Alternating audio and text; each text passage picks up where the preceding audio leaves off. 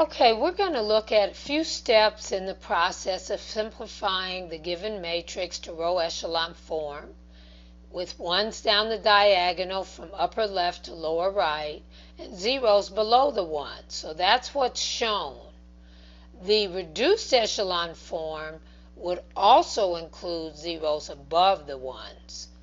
We're going to fill in the missing numbers in the steps that are shown, and we're going to use R sub I to represent row I, and we're going to write a description of the row operation or operations that were performed on the given arrows. So we're going to write those on the arrows, and we're going to follow the process that was discussed in class. So you'll notice that I see a 0 in this second row, first column position. I'm suspecting that -2 was multiplied by row 1 and added to row 2.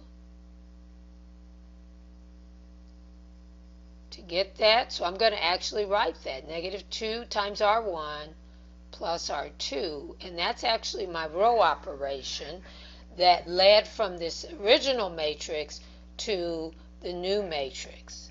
So let's test and make sure that's correct. -2 times 1 plus 2 is 0. -2 times 2 minus 1 is -5.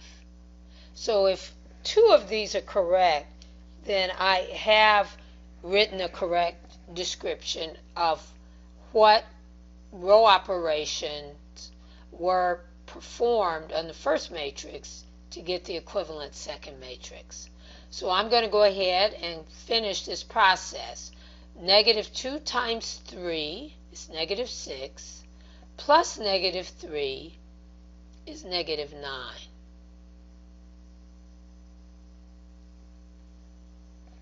-7 times -2 is 14, plus 15 gives me 29. And then when I look at this third row, which also begins with a 0, third row and first column, and I basically suspect that -3 has been multiplied by row 1 and added to row 3.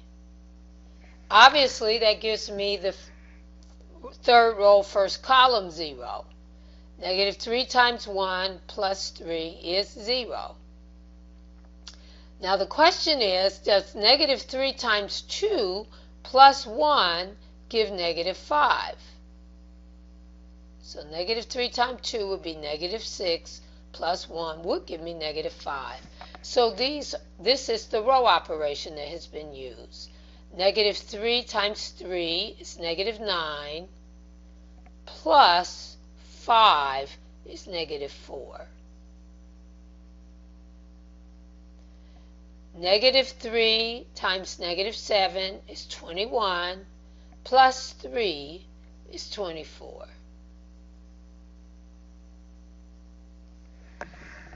So this is the row operations that were used to obtain this matrix. All right, now let's look at the next step in the process where I get a 1 on the diagonal element in row 2.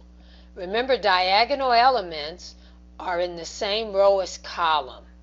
So this is a diagonal element. It's in column 2, row 2, column 2.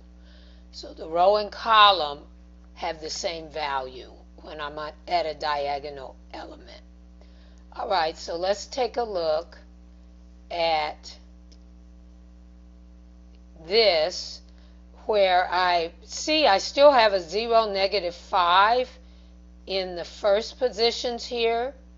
So here I've actually made no change to this row from the previous matrix. So I'm going to go ahead and copy the -4 and the 24. The only way I could have been changing this matrix with a row operation and still have a 0 and -5 on row 3 in the column 1, column 2 positions is if my anchor row that I was using as a multiplier to, I'm multiplying this by some constant and adding it to row 3. If this had a 0 here, I really could have been doing something with this, and if it had had a 0 here in row 1, column 1, and column 2 position, then I could have been multiplying row 1 by something and adding it to row 3. But since there are not zeros in these two first and second column positions of row 1, and there's no change on these first column 1 and column 2 positions of row 3 from the previous matrix, then I know the column 3 and column 4 entries have to be as they previously were. Here I'm going to suspect that to get my new row 2, I multiply by -1/5 on row 2. So 0 times -1/5 is 0. -5 times -1/5 is 1. -9 times -1/5 is 9/5.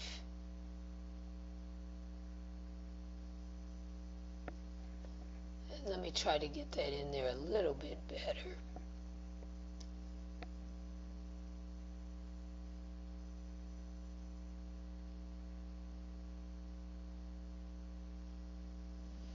And then -1/5 times 29 gives me -29/5. Okay, so that would be the next step in the process. And one of the things you can see, if you look at my video on 6.1.35, you'll notice that I warn you to get all your zeros first and then worry about getting your ones. So all the zeros you want left of the vertical dividing line that are non-diagonal elements, get those before you attempt to get your ones. Notice how by trying to get this 1 at this stage in the process, I get these two fractional entries. Most people do best if they avoid working with fractions until you can no longer avoid them. So those are my suggestions for this, and here's how I describe the row operations that are to be performed to go from my original matrix to these two equivalent matrices.